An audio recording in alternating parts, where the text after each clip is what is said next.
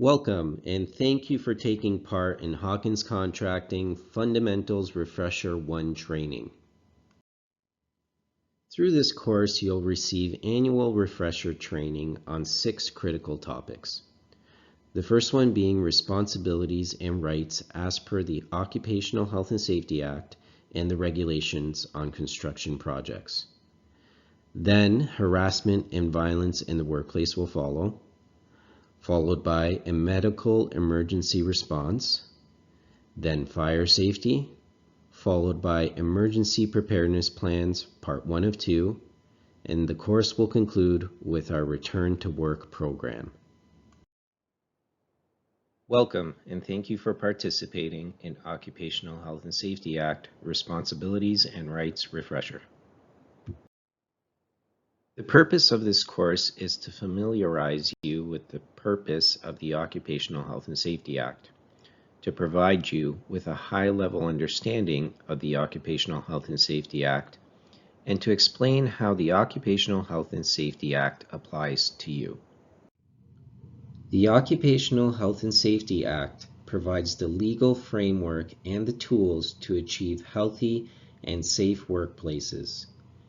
It sets out the rights and duties of all parties in the workplace. It establishes procedures for dealing with workplace hazards, and it provides for enforcement of the law where compliance has not been achieved voluntarily. The Occupational Health and Safety Act was passed in 1990. It had an immediate impact on reducing work-related injuries. The system works and must be respected by all workplace groups.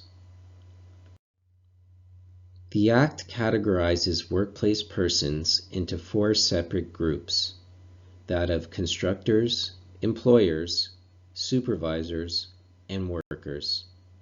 Each group has their own set of responsibilities and rights. A constructor is a person who undertakes a project for an owner and includes an owner who undertakes all or part of a project by himself or by more than one employer. He or she must ensure that everyone and all work processes comply with the law, ensure all workers' health and safety are protected, and provide notification of project to the ministry. An employer is a person who employs one or more workers or contracts for the services of one or more workers and includes a contractor or subcontractor who performs work or supplies services, and a contractor or subcontractor who undertakes with an owner, constructor, contractor, or subcontractor to perform work or supply services. He or she must provide equipment, materials, and protective devices and maintain them. Ensure that everyone and all processes comply with the requirements of the law. Provide information and instruction to protect workers' health and safety. Provide competent supervision. Acquaint workers with hazards.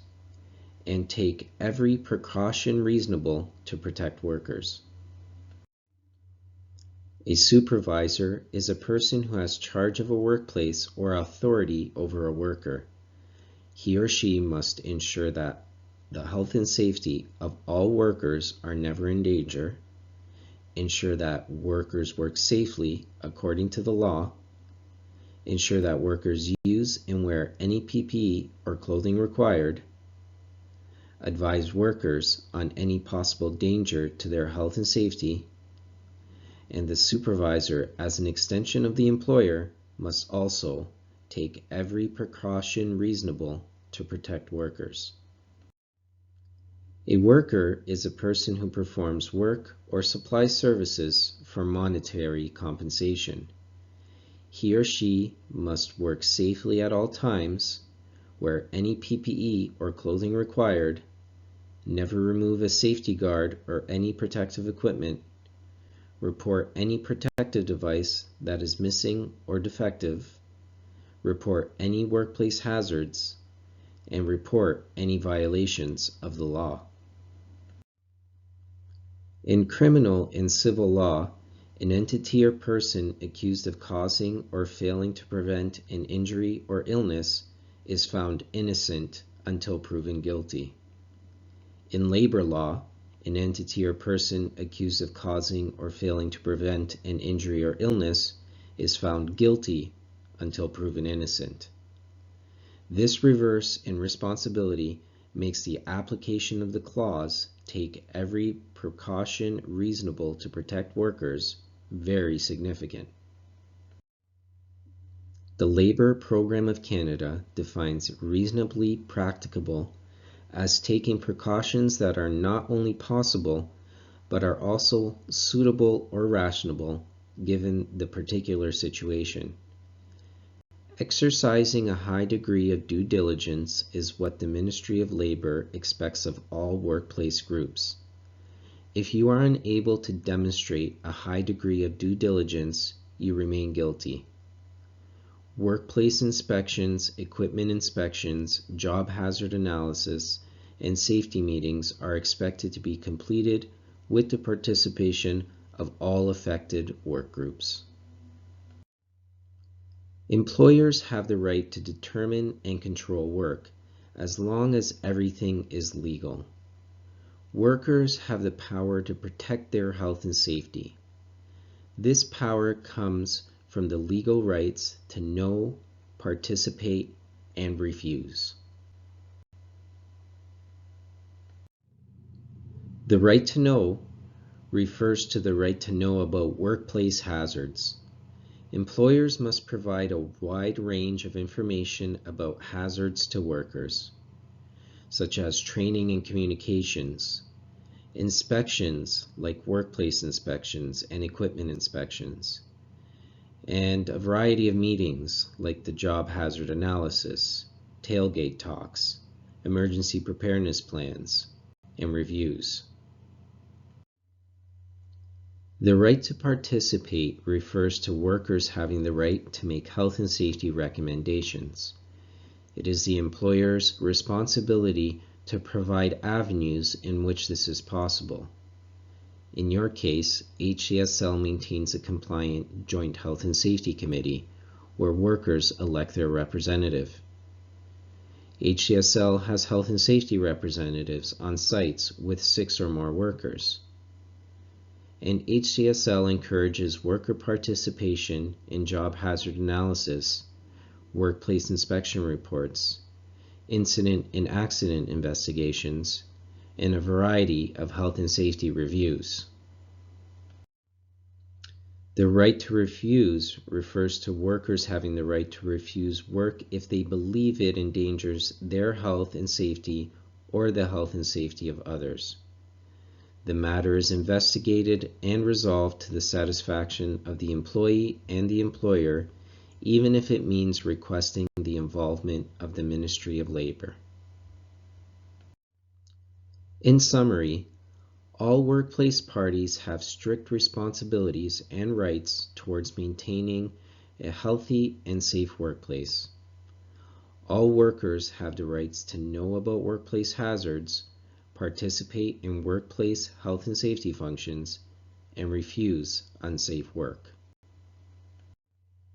Welcome, and thank you for taking part in Harassment and Violence Refresher Training. The purpose of this training is to assert that workplace harassment and violence is not only unwelcome, but in most cases illegal. To refresh on key aspects of Bills 168 and 132, to promote safety and positivity in our workplaces, and to prepare to mitigate and respond to possible incidences of harassment and violence. Harassment is defined as objectionable conduct that creates a risk to the health of a worker or severe conduct that adversely affects a worker's psychological or physical well-being. There are 2 forms of harassment. The first is workplace harassment, which is engaging in a course of vexatious comment or conduct against a worker in a workplace that is known or ought reasonably to be known to be unwelcome. This is conduct that is oriented often around race, ethnicity, color, place of birth, citizenship, ancestry, creed, or simply personal characteristics. The second form of harassment is workplace sexual harassment, which is engaging in a course of vexatious comment or conduct against a worker in a workplace because of sex, sexual orientation, gender identity, or gender expression, where the course of comment or conduct is known or ought reasonably to be known to be unwelcome, or making a sexual solicitation or advance where the person making the solicitation or advance is in a position to confer, grant, or deny a benefit or advancement to the worker and the person knows or ought reasonably to know that the solicitation or advance is unwelcome. Harassment comes in many forms. Some examples are verbal or written abuse or threats, personal ridicule, malicious or uncalled for interference with another's work, spreading malicious rumors, questions or discussions about sexual activities, sexual advances, rough and vulgar humor or language, and sharing vulgar or explicit messages or materials. Other examples of harassment include stalking, which is a very serious form of harassment, bullying, whose behaviors are also harassment, discrimination, which is another form of harassment, and gossip is often harassment. A special note, using social media, even with a personal account, to make negative or accusing comments is no different than doing it in a public space, and therefore can also be harassment. It is important not to confuse constructive behavior with harassment. Reasonable day-to-day actions by a manager or supervisor that help manage, guide, or direct workers or the workplace, and appropriate employee performance reviews or discipline by a supervisor or manager is not harassment. Violence is defined as the use of physical force, an attempt to exercise physical force, the threat of physical force, or disruptive behavior that causes or intends to cause harm. Violence comes in many forms. Some examples are hitting or pushing, verbally threatening to physically injure a worker, written threats, notes, or emails, shaking a fist, wielding a weapon, sexually assaulting a worker, attempting to run down an employee using vehicle or machinery, and yelling or swearing without explicit threats could be deemed a threat of violence. Harassment, like violence, is against the law. The Ontario Human Rights Code states, all employees have the right to work in an environment free from harassment and discrimination. The reason the law is behind this matter is because workplace harassment and violence is a safety and health issue that can compromise the mental and physical health and safety of workers. The specific effects that harassment and violence can have on the individual are numerous. Some examples are impaired concentration or capacity to make decisions, which could lead to safety hazards, such as a lack of attention when working with dangerous equipment, distress, anxiety, sleep loss, or the potential for substance abuse, physical illness and injury, and reduced work performance. Harassment and violence in the workplace also has numerous negative effects on the workplace itself, such as reduced efficiency and productivity due to poor staff morale, increased stress and tensions between workers, high absenteeism rates, higher turnover resulting in higher recruitment costs, and higher levels of client dissatisfaction. The primary individual controls that we all must put in place to combat workplace harassment and violence are first to act in a reasonable manner in the workplace. Remember, what one person might find amusing, another might find offensive. Promote positivity, safety, and mutual respect. Report if harassment or violence is observed or experienced. Talk to your supervisor, manager, or the health and safety manager. Remember, you have options on who you would prefer to speak to. Comply with and apply our policies and procedures on harassment and violence. In other words, we must conform to Bills 168 and 132. And refuse work that is unsafe due to the risk of harassment or violence. Bring refusals forward to your supervisor or manager. If an incident of harassment or violence occurs in your workplace, the Emergency Preparedness Plan provides a response plan for acts of violence and harassment. Ensure the Emergency Preparedness Plan is complete, posted, and reviewed by all workers. Hawkins Contracting Services has a zero-tolerance policy when it comes to harassment or violence in the workplace. Acts of harassment and violence must be dealt with strongly. Punishment may include termination. In summary, it is everyone's strict duty to have a heightened awareness of what constitutes harassment and violence in the workplace. It's everyone's strict duty to be courteous and positive in the workplace. It is everyone's strict duty to support victims of harassment and violence, and it is everyone's strict duty to report all cases of harassment and violence. Welcome, and thank you for participating in Medical Emergency Response Training. This training does not prepare you to perform first aid or CPR. The training is a high-level summary on how to respond to a medical emergency in your workplace.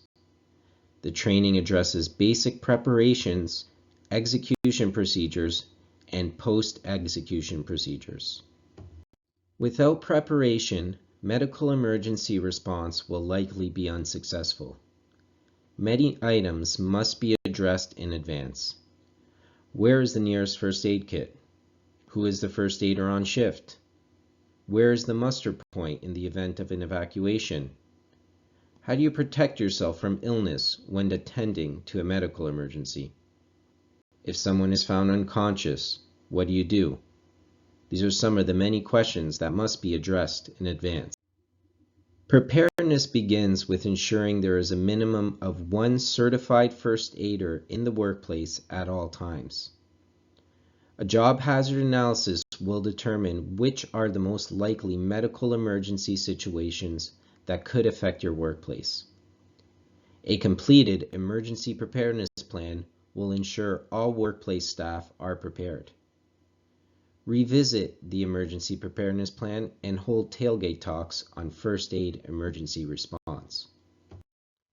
The emergency preparedness plan is your greatest tool in being able to successfully respond to a medical emergency. The emergency preparedness plan provides you with first aider names and all the contact information required in response to a medical emergency. It provides you with directions to the nearest hospital. It provides you with a map of the workplace that indicates where first aid kits, evacuation routes, and where the muster point is found. And it provides you with plan execution and post-execution procedures that are customized to your workplace. Completing the emergency preparedness plan and reviewing it before construction activities on a new site is mandatory. Inspections are an important element of preparedness. Inspect first aid kits a minimum of once per month. Check all kits in your workplace, and remember all trucks have first aid kits. If the kit is short on any supplies, request replacements. Inspect the usage sheet to ensure it is being used and filled in accurately. Record your inspection findings on the kit's inspection log along with the monthly inspection report template on eCompliance. And inspect your emergency preparedness plan and muster point sign. Are they where they should be? Responding to a medical emergency situation can be summed up in 3 simple words: check, call, and care. The first step of check refers to determining if the scene is safe. If the scene is unsafe, move to safety if possible. Try to determine what happened. Determine the number of victims. Search the area, as some victims may not be close to the scene. And determine if anyone in the area is able to help. Yell if needed. The call step refers to calling 911 or the local emergency number. Make sure you have the following information: phone number of the phone you're calling from, your name, what happened, the number of victims, and their conditions and the first aid given. And always remember, don't hang up until the dispatcher tells you to. You've checked, you've called, now you may care for victims. First aiders will provide care when there are others who are able to help but are not certified. Non-certified persons may assist the first aider. Always care for life-threatening emergencies first. Remember to get consent from the victim. However, consent is implied if the victim is unconscious. Following the check, call, care process, you must report the incident. This begins with logging first aid kit usage. This is a very important and mandatory record that can help you long after the time of an injury. Log usage even if the injury is minor, such as a bandage for a paper cut. Take notes of medical emergency events so you can provide accurate information when asked. And complete an incident investigation report on eCompliance. In summary, your emergency preparedness plan addresses all the important information required to respond to a medical emergency. Make sure it is complete, posted, and reviewed by all. Know the emergency procedures and evacuation routes. Log all first aid kit usage. Inspect first aid kits every month. Ensure at least one first aider is present at all times. Before caring for victims, check the scene for hazards, then call emergency services. Promptly and thoroughly report all medical emergencies. Welcome, and thank you for participating in fire safety training. The purpose of this training is to provide you with the knowledge required to identify the different fire types, identify and use the different fire extinguisher types, effectively respond to a fire emergency, and to perform fire watch duties. All fire safety training must begin with the combustion process. There are 3 components to a fire. That's oxygen, heat, and fuel. You need all 3 components to start a fire, and fire extinguishers remove one or more of these components. There are 5 classes of fires. The 4 common ones are A, trash, wood, and paper, which typically involves wood, paper, cloths, and other items of this nature. B, liquids and grease, which typically involves gasoline, oil, grease, or other solvents. C, electrical equipment, which typically will involve electronics such as computers, fax machines, or other energized electrical equipment. And D, combustible metals. So this will include metals such as magnesium, sodium, potassium, titanium, or any other flammable metals. The 5th fire class is Class K. These fires involve combustible oils, lard, and fats in commercial cooking. Familiarity with the anatomy of a fire extinguisher is very important. Different classes of fire require different fire extinguishers, but they're all very similar, such as this one here. It has a discharge lever, it has a discharge locking pin and seal, a discharge hose, a discharge nozzle with a discharge orifice at the end of it, a pressure gauge, although that is not found on a CO2 extinguisher. Next to that is a carrying handle. Below that, the data plate, which is on the body. To combat Class A fires, you would use a pressurized water fire extinguisher. They are 2.5 gallons, which gives you up to 1 minute of discharge time. It has a pressure gauge to allow visual capacity check. It has a 30 to 40 foot maximum effective range. It can be started and stopped as necessary, and it extinguishes by cooling burning material below the ignition point. A carbon dioxide fire extinguisher is used on Class B or C fires.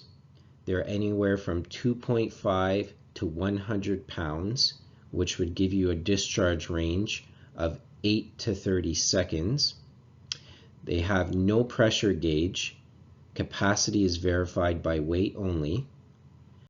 They have a 3 to 8 foot maximum effective range. They extinguish by smothering burning materials, and their effectiveness decreases as temperature of burning material increases. Multi-purpose dry chemical fire extinguishers are good for use on Class A, B, or C fires. They are between 2.5 and 20 pounds, and their discharge time is anywhere from 8 to 25 seconds. These fire extinguishers have a pressure gauge to allow visual capacity check. Their effective range is between 5 to 20 feet, and they extinguish fires by smothering burning materials. To recap, pressurized water fire extinguishers work by cooling and are effective on Class A fires. Carbon dioxide fire extinguishers work by smothering, and they are effective on Class B and C fires. And multi-purpose dry chemical fire extinguishers work by smothering, and they are effective on A, B, and C class fires. When inspecting fire extinguishers, confirm that the extinguishers are visible, unobstructed, and in their designated locations. Verify the locking pin is intact and the tamper seal is unbroken. Examine the extinguisher for obvious physical damage, corrosion, leakage, or clogged nozzle. Confirm the pressure gauge or indicator is in the operable range or position, and lift the extinguisher to ensure it is still full. Make sure the operating instructions on the nameplate are legible and facing outward. Check the last professional service date on the tag.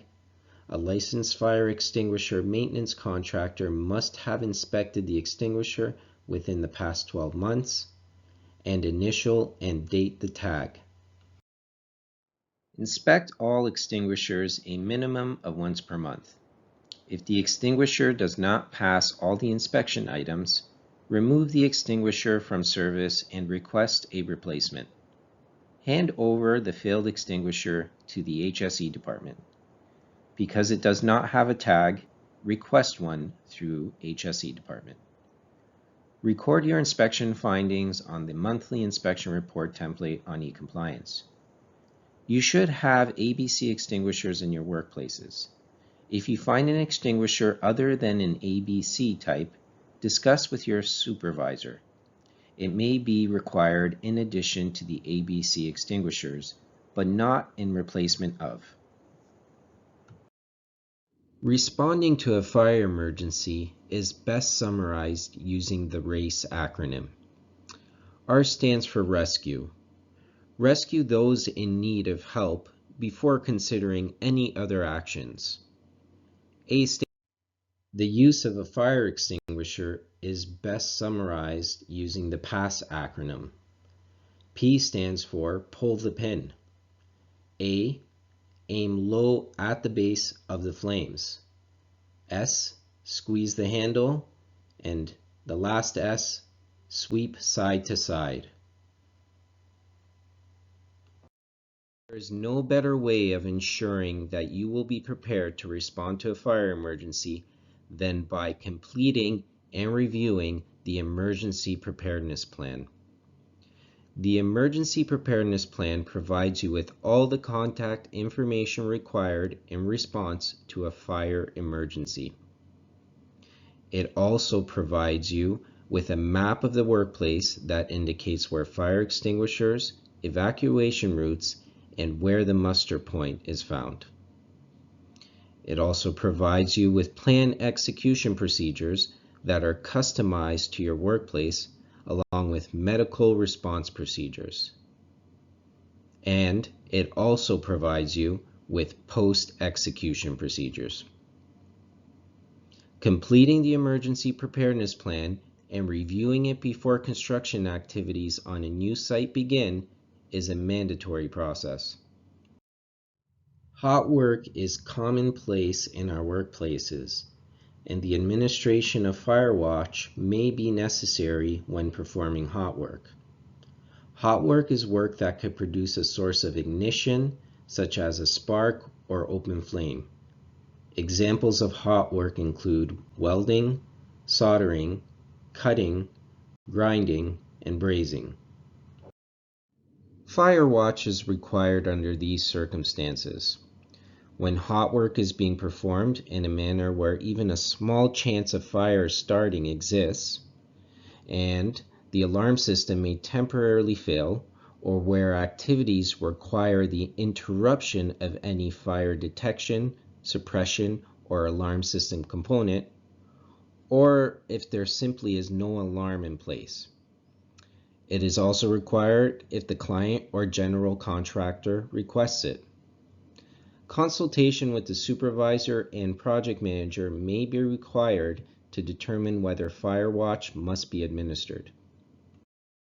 When selecting fire watch personnel for hot work operations, you may need to select more than one person depending on the circumstances. Select only people who have this training, and select people that are familiar not only with the workplace, but also its emergency preparedness plan. When performing fire watch for hot work operations, have fire extinguishing equipment readily available. Inspect the site prior to hot work activities to ensure that combustibles are removed or covered. Do not perform any other duties while performing fire watch. Watch for fires in all exposed areas. If a fire is located, fire watch personnel are to sound the fire alarm immediately, and after that try to extinguish the fire only if it is safe to do so. Maintain the fire watch for at least 30 minutes after completion of hot work operations to detect and extinguish smoldering and flaming fires. In summary, your emergency preparedness plan addresses all the important information required to respond to a fire incident. Make sure it is complete, posted, and reviewed by all. Perform fire watch during hot work if required. Know the emergency procedures and evacuation routes. Know locations of extinguishers in your area and how to use them. Ensure the affected area is evacuated. Put people first. Always sound the alarm regardless of fire size, even if you only see smoke. Avoid smoking conditions. Crawl if it helps. Don't attempt to fight fire unless the fire is small and contained, you have a safe egress route that can be reached without exposure to fire, and available extinguishers are rated for size and type of fire. And if there is any doubt, simply evacuate. Welcome, and thank you for participating in Part 1 of 2 of Emergency Preparedness Plans training.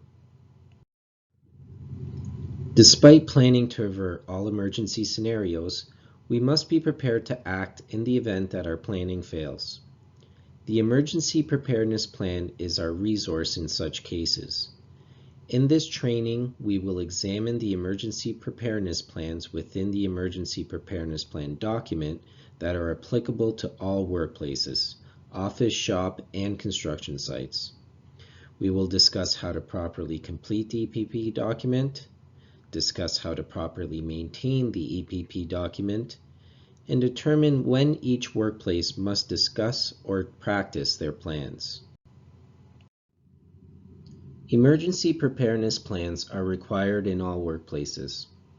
As per the Occupational Health and Safety Act, a constructor shall establish for a project written procedures to be followed in the event of an emergency and shall ensure that the procedures are followed at the project. Some exceptions to completing the EPP document exist for small projects of short duration. Consultation with the Health and Safety Manager is required for exceptions. All workplace staff must have a say in the completion of the Emergency Preparedness Plan.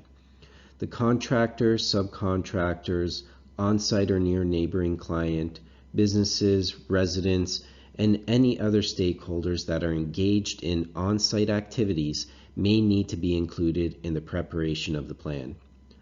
All plans must be reviewed and the acknowledgement sheet signed by all workplace staff, including subcontractors and regular or long-stay visitors, prior to taking part in any work activities. It is at the discretion of the site supervisors whether visitors need to review the emergency preparedness plan or if an oral presentation of its contents will suffice. Emergency preparedness plans are completed using the best possible information at the time. If the workplace conditions or scope of work changes, you must review the EPP and determine whether it requires revision. All EPPs require review and revision a minimum of once per year. When a revision takes place, advise all workplace staff of the changes. When EPPs are first completed or revised, it is best practice to use the Tailgate Talk Emergency Preparedness Plan template on e-compliance. Completed EPPs must be posted conspicuously to the Workplace Safety Board, or, if there is no safety board, it must be kept in the project binder. The Emergency Preparedness Plan is an extensive document that provides response procedures should the following emergencies occur: medical emergency, fire emergency, power line contact, trench rescue, confined space emergency, severe weather and natural disasters, chemical spill, fall arrest suspension, and violence or harassment. In this presentation, we will elaborate on the 4 highlighted plans. The Emergency Preparedness Plan begins with the Emergency Contact Sheet on page 1. This sheet must be completed. Fill in all blank fields, especially the contact information for the emergency coordinators, and it must be posted to the safety board or kept in the project binder. The next important piece of information is the nearest hospital sheet on page 3. Copies of direction to the hospital with a map are provided. Ensure these copies are posted to the safety board or kept in the project binder. Section 2 is the evacuation routes and emergency devices sheet. It must be completed first on the left, where you'll identify the communication method that's used in the event of an emergency. and then identify the search personnel by zone. To the right of that, you'll draw a map of the workplace where you will identify the emergency devices and where they are found. You'll divide the workplace into search zones. You'll identify the evacuation routes, if any are needed, and the muster point. This sheet must be visibly posted on the project board or kept in the project binder. It must be presented to all staff, subcontractors, and visitors. Section 3, found on page 5, is the medical emergency plan. It applies to all workplaces and provides execution procedures that are consistent with the training in the medical emergency response course of the standard orientation program. It provides post-execution procedures, and it provides space to identify site-specific emergency notes that may be required to supplement the provided plan. Familiarity with this plan is crucial. Response times are optimized, which means it could save a life. Section 4 on page 6 of the Emergency Preparedness Plan is the Fire Emergency Plan, and it applies to all workplaces. This plan provides you with execution procedures that are consistent with the training in the fire safety course on your standard orientation. It also includes post-execution procedures and a space to identify site-specific emergency notes that may be required to supplement the provided plan. Found on page 15 of the Emergency Preparedness Plan document is Section 8 for severe weather and natural disasters emergencies. It includes execution procedures for a variety of scenarios, post-execution procedures, and a space to identify site-specific emergency notes that may be required to supplement the provided plan. This plan applies to all sites. HTSL site supervisors and project managers are to proactively consider upcoming weather conditions. When it is reasonable to close a workplace rather than chancing being caught in dangerous weather conditions, it is encouraged to do so. Some severe weather events and nearly all natural disaster events will occur unexpectedly. Knowledge of the following emergency plans are likely to save you and others from catastrophe. When a tornado warning is issued and safely fleeing the affected area is not possible, seek inside shelter. Consider the following: small interior rooms on the lowest floor and without windows. Hallways on the lowest floor away from doors and windows. Rooms constructed with reinforced concrete, brick, or block with no windows. Stay away from outside walls and windows. Use arms to protect head and neck. And remain sheltered until the tornado threat is announced to be over. If you are caught outdoors during an earthquake, move away from building, utility wires, sinkholes, and fuel and gas lines. The greatest danger from falling debris is just outside doorways and close to outer walls. Once in the open, get down low to avoid being knocked down by strong shaking, and stay there until the shaking stops. If you are in a vehicle during an earthquake, stop as quickly and safely as possible. Move your vehicle to the shoulder or curb away from utility poles, overhead wires, ditches, and under overpasses. Stay in the vehicle and set the parking brake. Turn on the radio for emergency broadcast information. A vehicle may move violently on its springs, but it is a good place to stay until the shaking stops. If a power line falls on or near the vehicle, stay inside the vehicle and follow the procedures for power line contact, which are also found in all company vehicles. If an earthquake strikes while you are in equipment, Stop the equipment as quickly and safely as possible. Lower the equipment's attachments. Choose the safer of the two procedures for outdoors and in a vehicle. Either exit the equipment quickly and safely or stay in place. If an earthquake strikes while you are indoors, stay where you are until the shaking stops. Do not run outside. Do not get in a doorway, as this does not provide protection from falling or flying objects, and you may not be able to remain standing. Drop down onto your hands and knees so the earthquake doesn't knock you down. Cover your head and neck with your arms to protect yourself from falling debris. If you are in danger from falling objects and you can move safely, crawl for additional cover under a sturdy desk or table. If there is low furniture or an interior wall or corner nearby and the path is clear, these may also provide some additional cover. Stay away from glass, windows, outside doors and walls, and anything that could fall, such as light fixtures or furniture. Hold on to any sturdy covering so you can move with it until the shaking stops. Stay where you are until the shaking stops.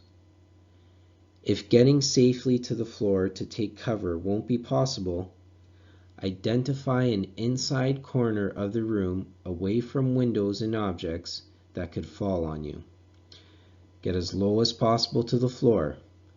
People who use wheelchairs or other mobility devices should lock their wheels and remain seated until the shaking stops. Protect your head and neck with your arms, a pillow, a book, or whatever is available. If a flood emergency strikes and you are indoors, be ready to evacuate as directed by the emergency coordinator. Follow the recommended primary or secondary evacuation routes found on the map of the workplace. If you are outdoors, climb to high ground and stay there. Avoid walking or driving through flooded water. And if your car stalls, abandon it immediately and climb to higher ground. If you are caught by a blizzard while indoors, stay calm and await instructions from the emergency coordinator. Stay indoors. If there is no heat, close off unneeded rooms or areas. Stuff towels or rags in cracks under doors. Cover windows at night. Eat and drink. Food provides the body with energy and heat. Fluids prevent dehydration. And wear layers of loose-fitting, lightweight, warm clothing if available. If you find yourself outdoors during a blizzard, find a dry shelter. Cover all exposed parts of the body. And if shelter is not available, prepare a lean-to, windbreak, or snow cave for protection from the wind. Build a fire for heat and to attract attention. Place rocks around the fire to absorb and reflect heat. And do not eat snow. It will lower your body temperature. Melt it first. If you find yourself stranded in a vehicle during a blizzard, stay in that vehicle. Run the motor about 10 minutes each hour. Open the windows a little for fresh air to avoid carbon monoxide poisoning. Make sure the exhaust pipe is not blocked. Make yourself visible to rescuers. Turn on the dome light at night when running the engine. Tie a colored cloth to your antenna or door.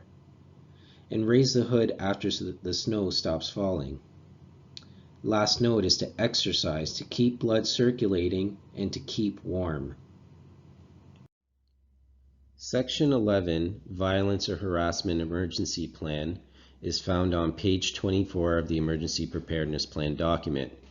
This applies to all workplaces, and it provides guidelines for assessing the potential of violence or harassment, execution procedures, post-execution procedures, and space to identify site-specific emergency notes that may be required to supplement the provided plan. If you or someone else is subject to violence or harassment that can be considered assaulting or threatening, first and foremost, call 911. Following the call to emergency services, first, if the supposed assailant is still on scene and posing a risk, and intervening may preserve the safety of others, do so only if it doesn't endanger your own safety. Make the intervention a coordinated effort involving as many other people as possible. Do not try to apprehend the assailant. Be calm and attempt to talk down the situation. Advise that it is best for them to stand down and wait for professional intervention to arrive. Second, the coordinator shall seek first aid and medical treatment for all those injured. Advise 911 of the need for medical treatment. Third, advise 911 of the need for crime investigation. Fourth, the coordinator must take control of the scene until emergency services assumes control. Relinquish control and support emergency services when they arrive as required by them. 5. Preserve the scene. Do not allow anyone to touch anything. 6. Identify witnesses, especially if they cannot or will not remain at the scene. 7. To the extent possible, ensure that information received remains confidential. 8. The coordinator may seek additional assistance if needed. All workplace staff that is not part of the investigation must be prepared to aid. 9. Restore order and safety to the work area. 10. Involved employees must be stationed in separate rooms or areas. Order involved employees to leave the workplace if appropriate. If an employee refuses, call the police if you have not done so already. And 11. Advise management of the incident and the stage of the emergency plan that you are in. For all the emergency plans we've just discussed, in all cases where an emergency plan has been executed, when the emergency response is over, post-execution procedures must begin. For each emergency plan, there are specific post-execution procedures provided in the EPP document. Common to all the emergency plans are the following post-execution procedures. Investigate the incident and complete the appropriate report on e-compliance. Take photos and notes in abundance. Preserve incident properties for investigative purposes. Keep detailed records of all interactions with emergency services personnel. And determine whether the emergency plan was properly observed. Before we conclude this presentation, we must address a couple of housekeeping notes. All the emergency plans within the EPP document provide space to add site-specific notes. The need for site-specific notes must be carefully considered. The EPP is extensive but still generic in its contents.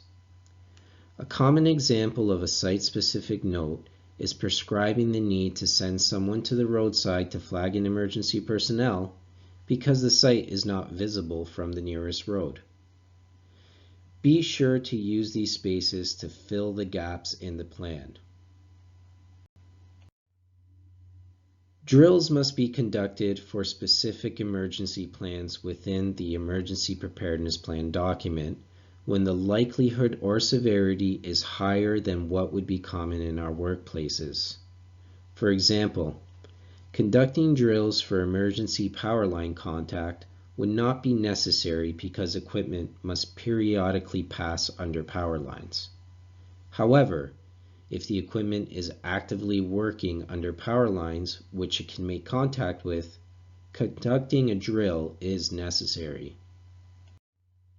In all cases where it has been determined that drills must be conducted, the drills must be performed no less than once every 3 months. When revisiting the EPP or performing an emergency plan drill, use the Tailgate Talk Emergency Preparedness Plan template on e-compliance. In the case of the office, Annual fire drills are required as per fire code. In summary, the Emergency Preparedness Plan is an important, legally required document. It must be completed and reviewed by all staff prior to commencing work activities. It must be periodically revisited and revised. It must be prominently posted in the workplace. Drills must be conducted for high-risk emergency scenarios and, in other words, plan, prepare, practice. Welcome, and thank you for participating in Return to Work training. This training details our commitment to you should you suffer an injury or fall ill while at work. A program that promotes an early and safe return to work for workers who have been injured or fall ill is an important part of a comprehensive health and safety program. We will provide a modified work program to any of our injured or ill employees until he or she is able to return to their pre-accident job wherever possible. There are two different types of return to work. The first one is work reintegration. This returns a worker to work that he or she has the skills to perform, is consistent with the worker's functional abilities, and that, to the extent possible, restores the worker's pre-injury earnings. Ideally, the worker will return to the pre-injury work. The second return to work type is reemployment. This reemploys an injured or ill construction worker who has been unable to work due to a work-related injury or illness.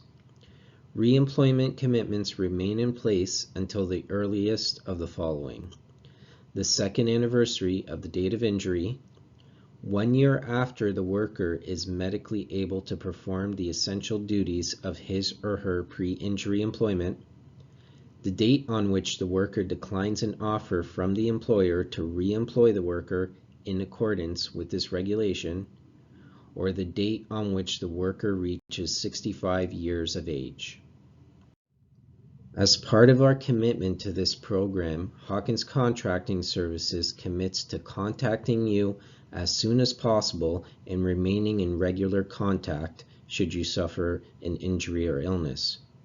We commit to communicating with the WSIB on your behalf, to paying full wages for the day or shift on which the injury or illness occurred, keep clear records of your injury or illness, assess each individual situation according to any practitioner's report and recommendations, and provide some kind of modified work to suit the degree of injury, and assist in the employee's active recovery and encourage the worker to return to work to their pre-accident job wherever possible.